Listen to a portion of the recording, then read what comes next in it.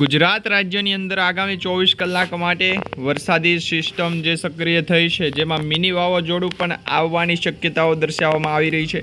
ખાસ કરીને અત્યારે મિત્રો ગુજરાત રાજ્યમાં 60 કિલોમીટર પ્રતિ કલાકની ઝડપે પવન ફૂંકાઈ રહ્યા છે અને આ પવનની ગતિ છે એ દિવસે ને દિવસે જેમ આગળ વધશે એમ ચોમાસું પણ વહેલું શરૂ થઈ જશે। અત્યારે મિત્રો પ્રી મોન્સૂનની જે એક્ટિવિટી હતી, આ એક્ટિવિટી વચ્ચે ગુજરાત રાજ્યમાં મિની વાવાઝોડા સ્વરૂપે છે એક આજનો દિવસ એટલે કે 6 મેના રોજ છે એ વરસાદીય સિસ્ટમ જે જોવા મળી છે ને આ વરસાદીય સિસ્ટમ ખાસ કરીને ગુજરાત રાજ્યના જે દરિયાઈ પટ્ટી છે, જેમાં ઓખાથી લઈ અને ભાવનગર સુધીનો જે દરિયાઈ વિસ્તાર છે એ તમામે તમામ વિસ્તારને કવર કરી લેવામાં આવ્યો છે।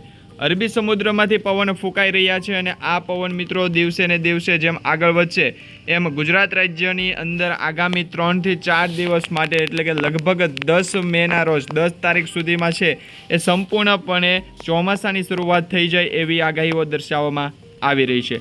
અત્યારે મિત્રો 6 મેના રોજ ગુજરાત રાજ્યના જે મોટાભાગના વિસ્તારો છે, ખાસ કરીને અમદાવાદ, મહેસાણા, હળવદ, ગાંધીધામ, ખાવડા, આ તમામે તમામ વિસ્તારોની અંદર જે જિલ્લાઓ છે એ જિલ્લાઓની અંદર વરસાદ છે જોવા મળ્યો છે।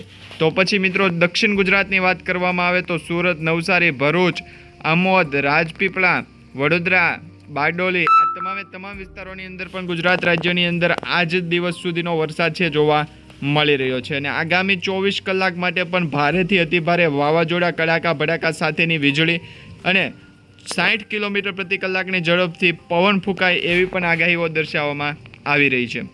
અત્યારે તમારા સ્ક્રીન ઉપર તમે જોઈ શકો છો મિત્રો, જે હવામાન વિભાગ દ્વારા આગાહી કરવામાં આવી છે અને અત્યારે વેધર એનાલિસિસ અને જે સેટેલાઇટ વ્યૂ અત્યારે તમારા સ્ક્રીન ઉપર દેખાડવામાં આવી રહ્યો છે, આ સેટેલાઇટ વ્યૂમાં પણ તમે ચેક કરી શકો છો, જેમાં ખાસ કરીને ગુજરાત રાજ્યના એવા વિસ્તારો જે છે દરિયાઈ પટ્ટીના વિસ્તારો, એ વિસ્તારોને અત્યારે કવર કરી લેવામાં આવ્યા છે અને આ વરસાદી સિસ્ટમ છે આવનારા 24 કલાક માટે ખૂબ જ આગળ વધે એવી પણ દર્શાવવામાં આવતી સિસ્ટમ સ્ટ્રોક લાઇન।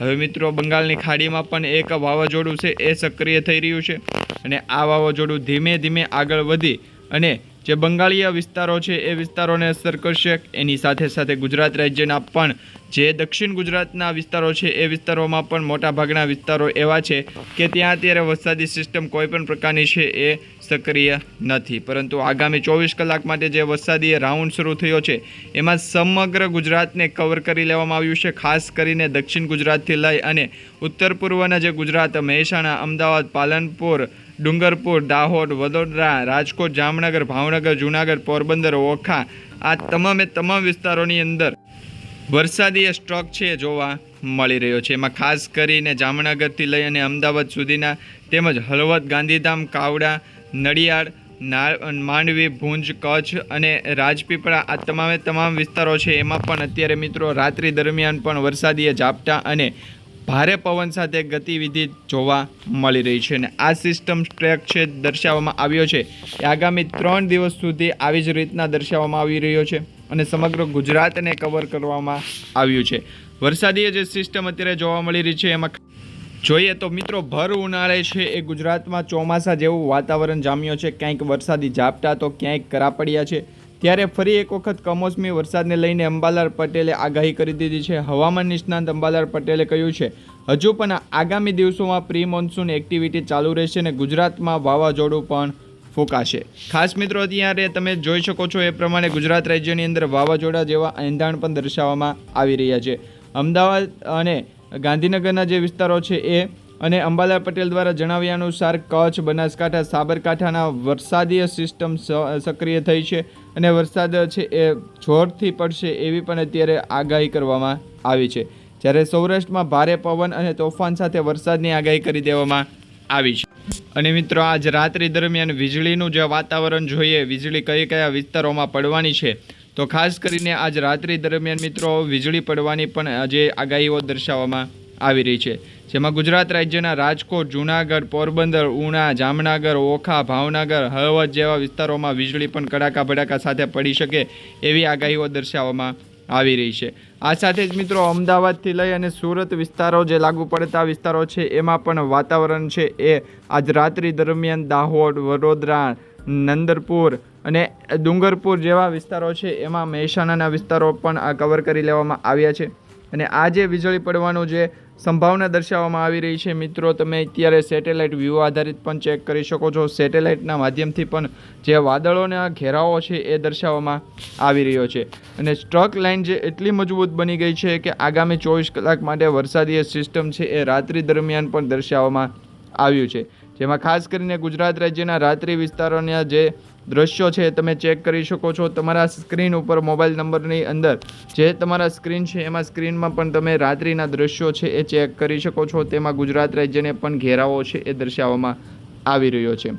આ સાથે જ મિત્રો આગામી તારીખ 7, 8, 9 અને 10 4 દિવસ માટે જે અંધારપટ્ટો જેવો વિસ્તાર છે એ જોવા મળી શકે છે.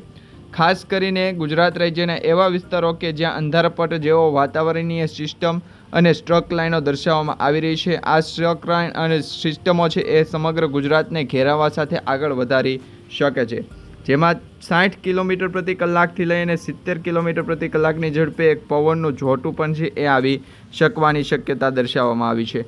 જેમાં ગુજરાત રાજ્યના એવા વિસ્તારોની અંદર પવન ફૂંકાશે કે જ્યાં દરિયાઈ વિસ્તાર છે એ લાગુ પડતો હોય. ખાસ કરીને એવા વિસ્તારો કે જ્યાં ઘોઘાથી લઈ અને ભાવનગર સુધી અને જે ઓખાથી લઈ અને દ્વારકા સુધીના પોરબંદર, ઉના, અમરેલી, રાજુલા, મહુવા તાલુકા પણ છે એને કવર કરી લેવામાં આવ્યું છે. તો આ મહુવા તાલુકા, અમરેલી, રાજુલા આ તમામ વિસ્તારોની અંદર દરિયાઈ પટ્ટી જ્યાં જ્યાં લાગુ પડે છે ત્યાં અત્યારે મિત્રો વીજળીના કડાકા ભડાકા સાથે આગામી 24 કલાક માટેની તીવ્ર આગાહી દર્શાવવામાં આવી રહી છે. પવનની ગતિ પણ ફૂલ ફાસ્ટ અત્યારે જોવા મળી રહી છે.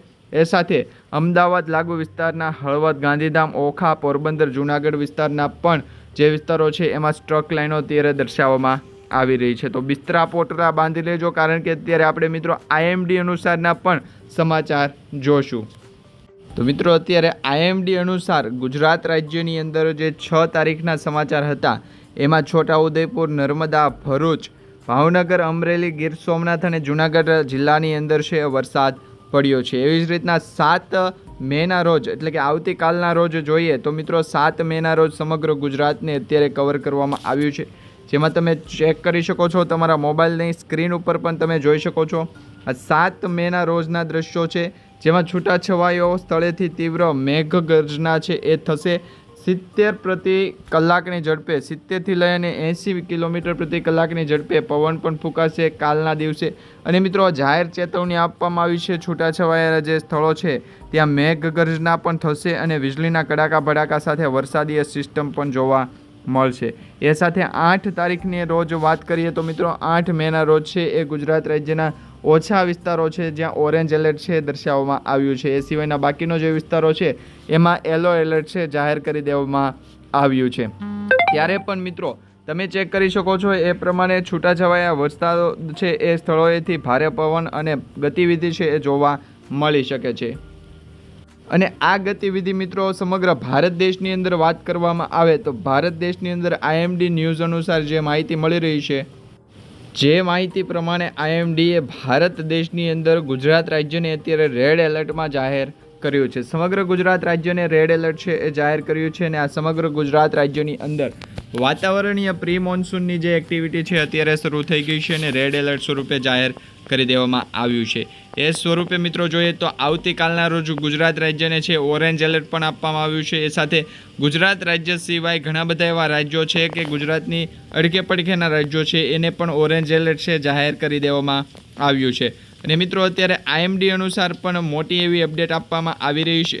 અને સેટેલાઇટ વ્યૂ પણ આધારિત આપણે જોઈ શકીએ છીએ. એ પ્રમાણે ગુજરાત રાજ્યમાં વરસાદી સિસ્ટમ છે એ સામાન્ય રીતે આગળ વધી રહી છે. સમગ્ર ભારત દેશની અંદર મિત્રો માત્ર ગુજરાત અને ગુજરાત રાજ્ય સિવાય વિશાખાપટ્ટનમ, ભુવનેશ્વર, જગલપુર, હૈદરાબાદ, કેન્ટમાલ, ચંદ્રપુર આ તમામ વિસ્તારોની અંદર છે રાજ્યોની અંદર પણ વરસાદી સિસ્ટમ છે એ ભૂકા કાઢશે.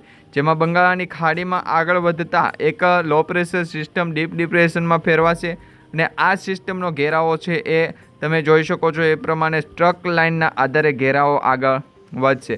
અને આ ઘેરાવાના આધારે ગુજરાત રાજ્યમાં અરબી સમુદ્રમાં જે ઘેરાવો છે એ મુંબઈ રાજ્ય અને મહારાષ્ટ્રના જે નાસિક છે, ઔરંગાબાદ, જલગામ, સુરત તેમજ સાંગલી, પણજી આ તમામ વિસ્તારોની અંદર વાતાવરણીય સિસ્ટમ છે સક્રિય બની છે. અને આ સિસ્ટમ છે મિત્રો લગભગ 70થી લઈ અને 80 કિલોમીટર પ્રતિ કલાકની ઝડપે પવન ફૂંકશે અને આ પવનોના જે ગતિવિધિ છે એમાં ઘણા બધા માળ ઢોરને પણ નુકસાન થશે. ખેડૂતોને પણ પોતાનો પાક જે ઉનાળુ પાક હતો એ પાકમાં પણ નુકસાનીનો છે એ વારો આવ્યો છે. આગામી દિવસોની અંદર ગુજરાત રાજ્યના મોટા ભાગના વિસ્તારોની અંદર વાતાવરણીય પલટવાર થશે અને પ્રી મોન્સૂન એક્ટિવિટીના કારણે ચોમાસું વહેલો બેસશે એવા પણ અત્યારે આગાહી સમાચાર મળી રહ્યા છે.